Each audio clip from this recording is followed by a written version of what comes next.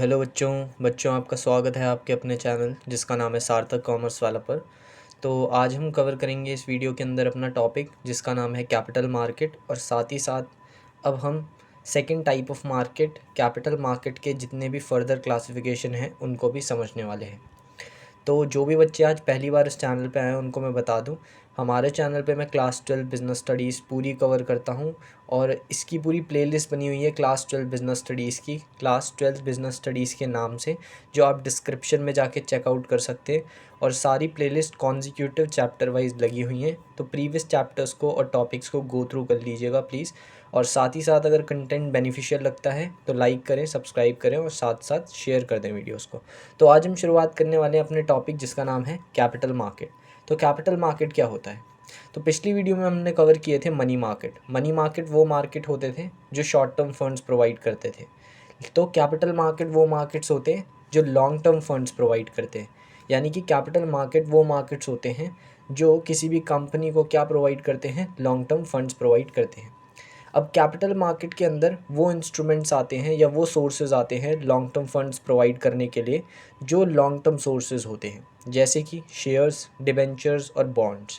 So capital market के अंदर long term sources आते हैं क्योंकि लॉन्ग टर्म सोर्सेज ही लॉन्ग टर्म फंड्स प्रोवाइड कर पाते हैं, जैसे कि शेयर्स, डिबेंचर्स और बॉन्ड्स। अब बात करते हैं कि फ़ीचर क्या होते हैं कैपिटल मार्केट के। तो कैपिटल मार्केट के ये सारे फीचर्स होते हैं। First feature is link between सेवर्स and investment opportunities.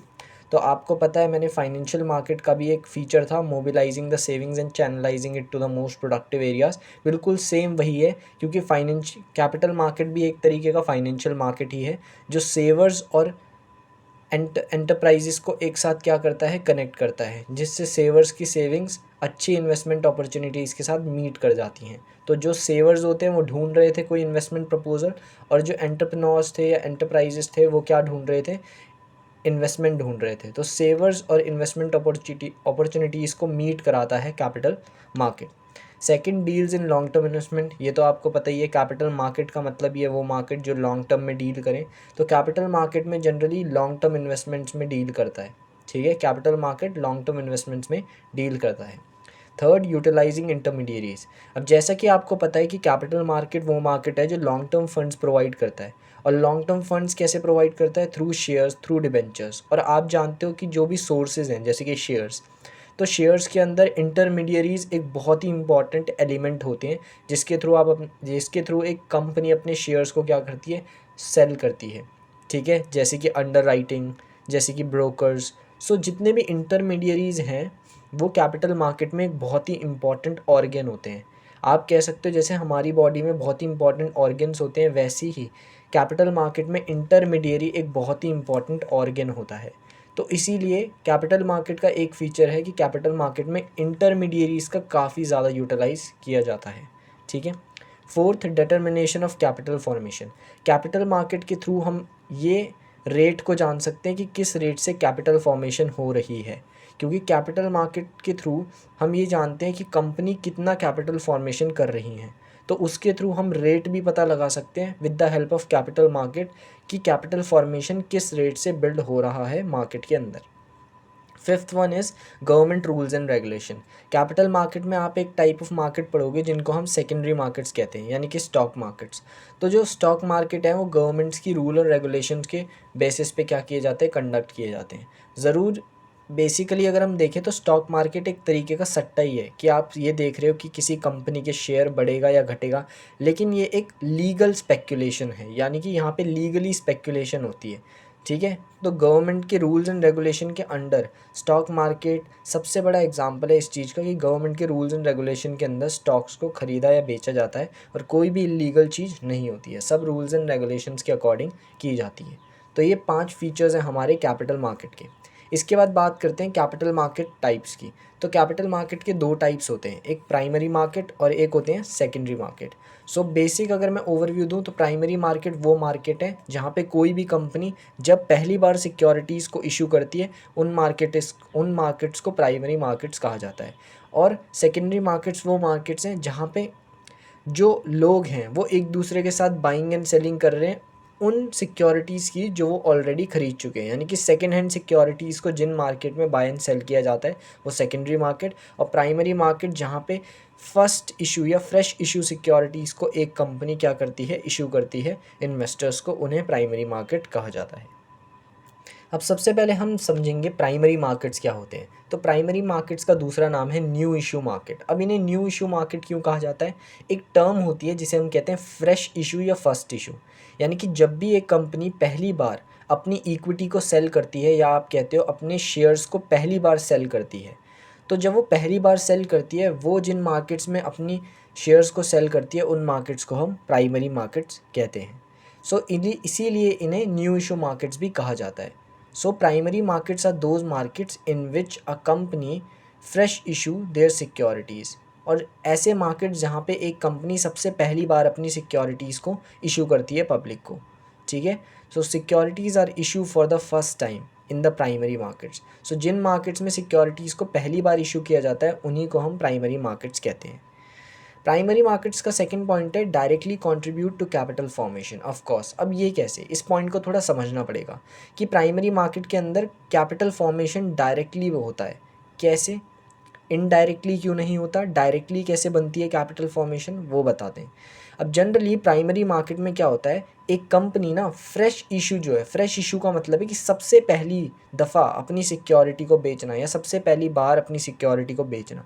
तो एक कंपनी सबसे पहली बार यानी कि फ्रेश इशू करती है इन्वेस्टर्स को।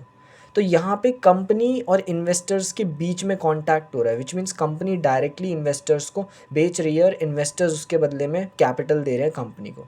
इसीलिए यहाँ पे कैपिटल फॉर्मेशन डायरेक्टली होता है, ना कि इनडायरेक्टली। तो ये जो इतना प्रोसीजर है इसी को हम फ्रेश मार्केट कहते हैं। अब मैं आपको थोड़ा बहुत इसमें सेकेंडरी मार्केट भी बताता हूँ। इस वाले एलिमेंट को फ्रेश मार्केट कहते हैं जहाँ पे कंपनी और इन्वेस्टर्स की डीलिंग होती है।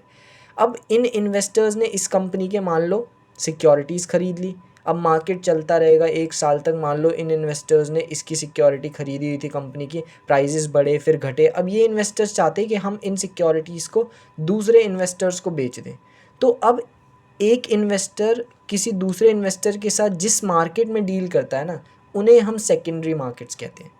तो अब आपको थोड़ा बहुत समझ आया होगा कि कैसे primary markets direct capital formation करते हैं और secondary market indirect capital formation करते हैं। अगर आप यहाँ पे देखो, कंपनी डायरेक्ट इन्वेस्टर्स को बेच रही है क्योंकि वो पहली बार अपनी सिक्योरिटीज़ बेच रही है, इसीलिए इन्वेस्टर्स के थ्रू डायरेक्टली उनके पास कैपिटल आ रहा है। लेकिन सेकेंडरी मार्केट में कंपनी को कोई कैपिटल नहीं मिलता। यहाँ पे इन्वेस्टर्स अपनी सिक्योरिटी को सेल कर रहे हैं, तो एक इन्वेस्टर को क्या मिल जाती है, सिक्योरिटीज़, और दूसरे इन्वेस्टर्स को उसके बदले में कैश मिल जाता है।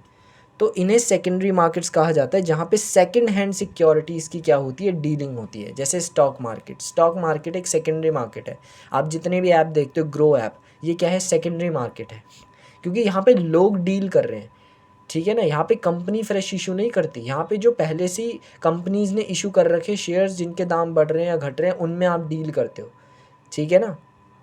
तो इसीलिए प्राइमरी मार्केट डायरेक्टली कंट्रीब्यूट करता है कैपिटल फॉर्मेशन में। होप करता हूँ समझ आया होगा पॉइंट।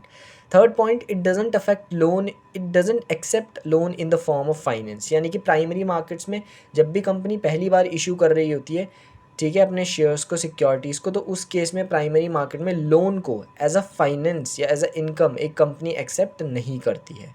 तो लोन को फाइनेंस की फॉर्म में नहीं लेती है कंपनी प्राइमरी मार्केट्स के अंदर। अब लोन से ही रिलेटेड एक पॉइंट आता है।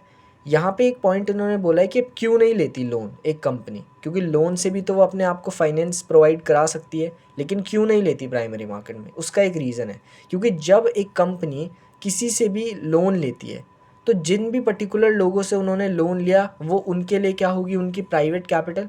लेकिन जैसे ही वो लोग अपनी प्राइवेट कैपिटल को कंपनी को देंगे इन टर्म्स ऑफ लोन, तो जैसे ही वो कंपनी के पास जाएगी तो वो किस में कन्वर्ट हो जाएगी, पब्लिक कैपिटल, क्योंकि कंपनी तो पब्लिक कंपनी है, इसलिए क्या बन जाएगी वो, पब्लिक कैपिटल।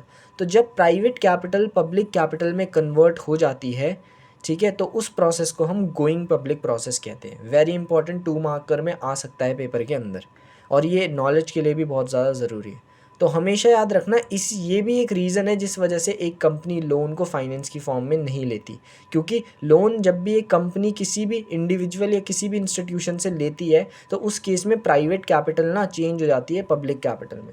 जिस वजह से कंपनी प्रेफर नहीं करती प्राइमरी मार्केट्स के अंदर लोन की फॉर्म में फाइनेंस को जनरेट करना। और इस प्रोसेस को जब प्राइवेट कैपिटल पब्लिक कैपिटल में कन्वर्ट होती है तो इस प्रोसेस को गोइंग पब्लिक प्रोसेस कहा जाता है। ठीक है, अब बात करते हैं सेकंड टॉपिक की, जिसका नाम है method of flotation of security. Flotation मतलब होता है सिक्योरिटी को सेल करना। तो बहुत से मेथड्स होते हैं जिनके थ्रू एक कंपनी जो है अपनी सिक्योरिटीज़ को इशू कर सकती है।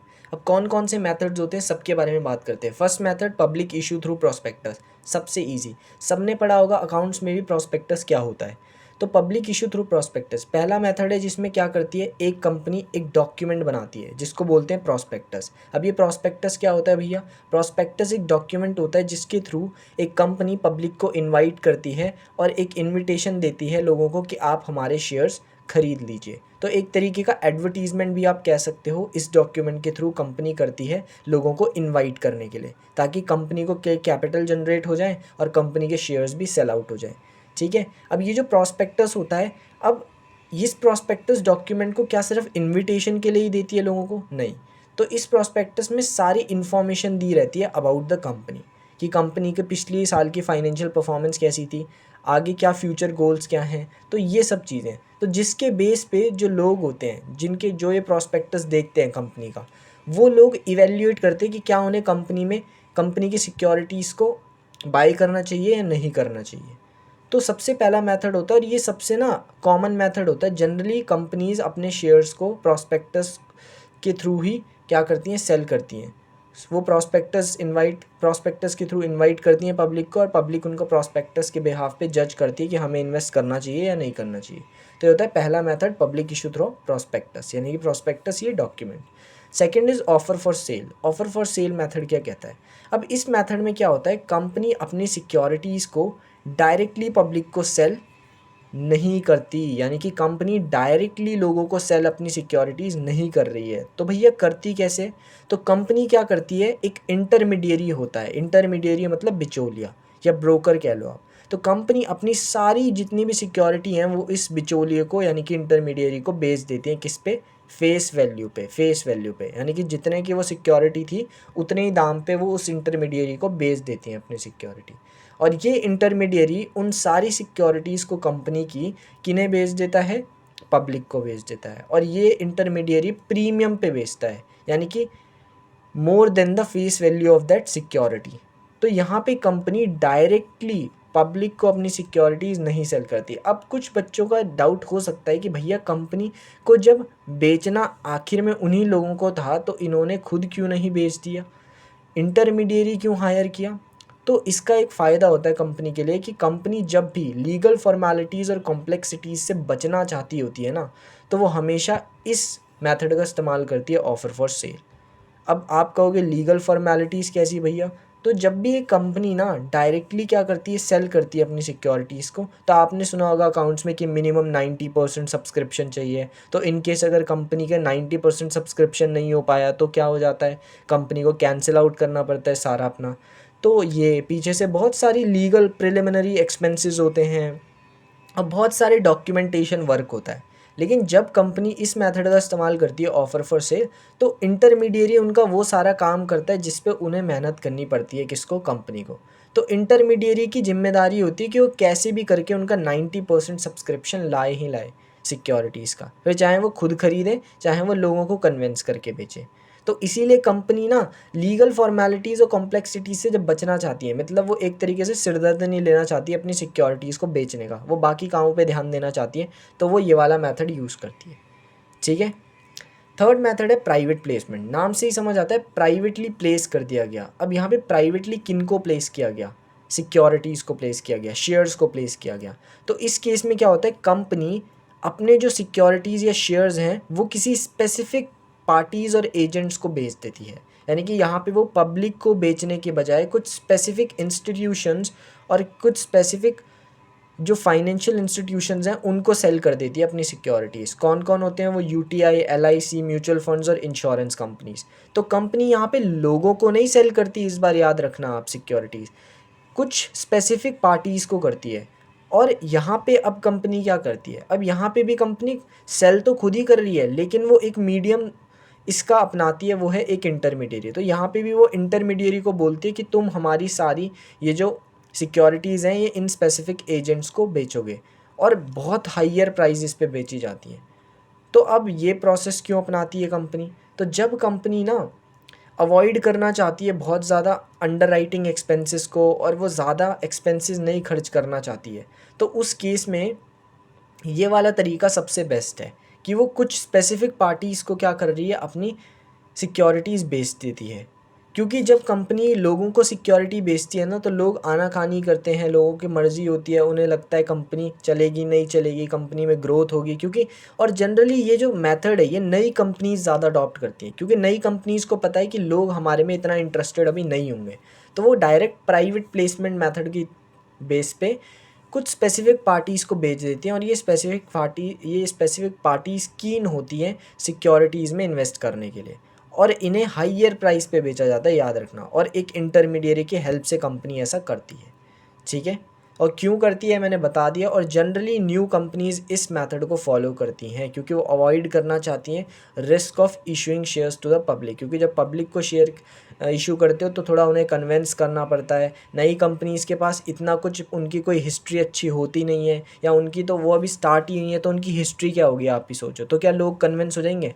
अब आप, अगर मैं आप लोगों से ही पूछूं, आप ऐसी मैं एक कंपनी बोलता हूँ कि एक टाटा है और एक XYZ लिमिटेड है, तो आप किसके शेयर खरीदोगे? आप टाटा के खरीदोगे, क्योंकि आपको पता है टाटा कंपनी अच्छा ग्रो कर रही है और बहुत ही ट्रस्टेबल कंपनी है।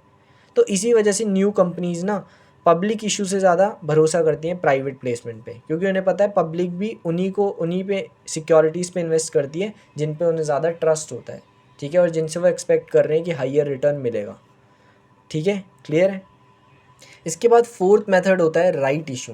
अब यहाँ पे मैंने साइड में लिखा है फॉर एग्जिस्टिंग कंपनी। तो ये जो मेथड है ये इसके थ्रू सिर्फ एग्जिस्टिंग कंपनीज क्या कर सकती हैं, सिक्योरिटीज़ को इशू कर सकती हैं, न्यू कंपनी नहीं कर सकती। अब ये राइट इशू होता क्या है? तो जनरली कोई भी अगर एग्जिस्टिंग कंपनी है जिसने पहले भी सिक्योरिटीज़ अपनी सेल कर रखी है, यानी कि उन्होंने फ्रेश इशू वो कर चुकी है, तो जनरली ये जो कंपनीज़ होती हैं, ये कंपनीज़ जब नई सिक्योरिटीज़ को फिर से एक बार क्या करती हैं, इशू कर रही होती हैं, तो एक राइट होता है एग्जिस्टिंग शेयर होल्डर के पास। अब ये कंपनी ने पहले भी अपने शेयर्स इशू कर चुके हैं, ठीक है, और जिनको इशू करे होंगे वो इनके एग्जिस्टिंग शेयर होल्डर्स कहलाएंगे, आप जानते हो। अब अगर यही कंपनी 2 साल या 3 साल बाद नए शेयर्स एक और बार क्या कर रही है, इशू कर रही है, तो एग्जिस्टिंग शेयर होल्डर्स के पास एक राइट होता है कि हमेशा जब भी एक कंपनी नए शेयर्स को इशू या अलॉट करेगी तो उन्हें सबसे पहले किससे पूछना पड़ेगा, एग्जिस्टिंग शेयर होल्डर्स से, क्योंकि उनके जो पुराने मालिक हैं सबसे पहले उनसे पूछना पड़ेगा कि आप क्या सब्सक्राइब करना चाहते हो हमारे शेयर्स को या नहीं। और एग्जिस्टिंग शेयर होल्डर्स उतने ही न्यू शेयर सब्सक्राइब कर सकते हैं जितना उनका पुराना शेयर था उस कंपनी के अंदर। ये भी चीज़ आप याद रखना। तो ये एक राइट होता है एग्जिस्टिंग शेयर होल्डर्स के पास कि हमेशा अगर एक कंपनी एक बार न्यू इशू कर रही है फिर से, तो उस केस में सबसे पहले वो अपने एग्जिस्टिंग शेयर होल्डर्स से पूछेगी। वो पहले ही आउटसाइडर या न्यू सब्सक्राइबर्स को प्रेफर नहीं कर सकती अपने शेयर्स के लिए। सबसे पहले उन्हें परमिशन, आप कह लो एक तरीके से, लेनी पड़ेगी किससे, एग्जिस्टिंग शेयर होल्डर से, या पहले उनको पूछना पड़ेगा कि आप ख़रीदना चाहते हो या नहीं, ठीक है। और ये बोला गया है as per 1956 Indian companies act के मुताबिक। लेकिन अगर कंपनी इस राइट को वायलेट कर देती है, यानी कि कंपनी ने मान लो नए शेयर्स इशू कर रही थी, बोला कि अरे कि बाहर में जाएं एग्जिस्टिंग शेयर होल्डर, हम तो अपना नए लोगों को बेचेंगे जो ज़्यादा पैसे देंगे। तो इस केस में जब राइट का वायलेशन हो जाता है तो उस केस में एग्जिस्टिंग शेयर होल्डर का जो कंट्रोल होता है ना उस कंपनी में, वो लूज़ हो जाता है।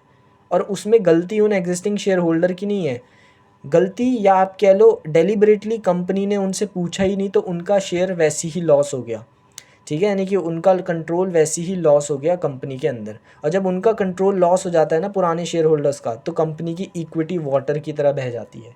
अब इसका मतलब क्या है भैया, वाटर की तरह इक्विटी बह जाती है?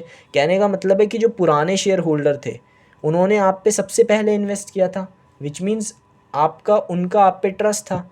अब अगर आपने उन शेयर होल्डर्स से ही पूछा नहीं सब्सक्रिप्शन के लिए पहले जब आप न्यू शेयर्स इशू कर रहे थे, तो उस केस में सारे शेयर होल्डर्स क्या कर देंगे, छोड़ के चले जाएंगे कंपनी का साथ, और जो इक्विटी थी उनके हाथ में वो सारी क्या हो जाएगी, लूज़ हो जाएगी कंपनी की, और वाटर की तरह बह जाएगी।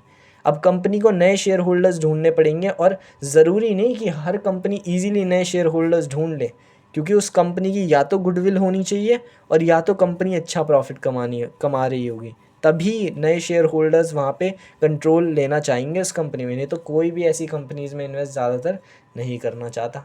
तो इसीलिए ये चीज़ होती है, यही राइट होता है एग्जिस्टिंग शेयर होल्डर्स के पास। ये था fourth method. And last but not the least, fifth method is EIPOs। इसकी फुल फॉर्म है electronic initial public offer. Initial public offer आपने अकाउंट्स में भी सुना होगा, शेयर्स वाले चैप्टर में। इनिशियल पब्लिक ऑफ़र का मतलब है जब एक कंपनी सबसे पहली बार पब्लिक को ऑफ़र करती है कि क्या आप हमारी सिक्योरिटीज़ ख़रीदना चाहते हो या नहीं। तो अब एक नया मेथड आया है, ये बहुत 3-4-5 साल पहले ही आया है, जिसका नाम है इलेक्ट्रॉनिक इनिशियल पब्लिक ऑफ़र। यानी कि अब एक कंपनी ऑनलाइन मीडियम के थ्रू भी अपने शेयर्स या सिक्योरिटीज़ को सेल कर सकती है, लेकिन इसका एक पूरा प्रोसीजर होता है जहाँ पे कंपनी को ब्रोकर से लेके रजिस्टर करना होता है अपने आप को, ठीक है। बहुत सारे इसमें कॉम्प्लेक्सिटीज़ या आप कह सकते हो बहुत सारे स्टेप्स होते हैं। कॉम्प्लेक्सिटीज़ मैं अपने अकॉर्डिंग कह रहा हूँ, वैसे किसी कंपनी को कॉम्प्लेक्स नहीं लगता ये प्रोसीजर, क्योंकि ये ऑनलाइन हो रहा है, बैठे बैठे आपके ऑनलाइन, जैसे कि आप देख रहे हो ग्रो ऐप है, यहाँ पे भी तो यही चल रहा है कि पब्लिक को ऑफ़र किया, लेकिन यहाँ पे इनिशियली नहीं हो रहा है। यहाँ पे ठीक है क्या हो रहा है, यहाँ पे सेकेंडरी हो रहा है, यहाँ पे लोग आपस में ट्रेड कर रहे हैं एक दूसरे के साथ, कोई सिक्योरिटीज़ बेच रहा है, कोई ख़रीद रहा है, तो इनिशियल पब्लिक ऑफ़र, ठीक है ना। तो ये इलेक्ट्रिक इनिशियल पब्लिक ऑफ़र होता है जब कंपनी अपने सिक्योरिटीज़ को ऑफ़र करती है थ्रू ऑनलाइन मीडियम, ठीक है। तो फिर से कहता हूँ यार, होप करता हूँ वीडियो पसंद आई होगी। अगर पसंद आई है तो लाइक कर देना, चैनल को यार सब्सक्राइब करो, ठीक है। और काफ़ी मेहनत हो रही है देखो चैनल के ऊपर, तो जितने भी बच्चे देख रहे हैं या जो भी देख पा रहा है, शायद अभी तो बहुत कम व्यूज़ आ रहे हैं, देखो वीडियो पे 5-6 अप्रॉक्स आ रहे हैं, तो जो भी अभी देख रहे हैं प्लीज़ यार शेयर करो अपने दोस्तों के साथ। अगर आप गलती से भी इस चैनल पे पहुंच जाते हो, क्योंकि नया चैनल है तो इतना स्प्रेड ऑफ कोर्स नहीं होगा शुरुआती टाइम में, तो जो भी पहुंच जाता है इस वीडियो पर, और मेरे को भरोसा है अपनी थोड़ी बहुत टीचिंग पे, मुझे लगता है कि मैं थोड़ा बहुत ठीक ही समझा देता हूँ, तो अगर कोई बच्चा देख लेता है ये पूरी वीडियो और इस पर पहुँच जाता है, तो प्लीज़ पढ़ते रहो थोड़ा कंटिन्यूअसली, आप समझते रहो और देखो कि क्या मतलब वो कैपेबिलिटी है मेरे कंटेंट में कि मैं आपको अच्छे से समझा पा रहा हूँ। और अगर लगता है ऐसा तो प्लीज़ फिर शेयर करो, स्प्रेड करो यार चैनल को, और सपोर्ट दिखाओ ताकि थोड़ी मोटिवेशन मिले, क्योंकि कॉन्टीन्यूसली वीडियो बनाना is not easy when you have not so many subscribers और not so many views on channel, ठीक है। तो ओके बाय।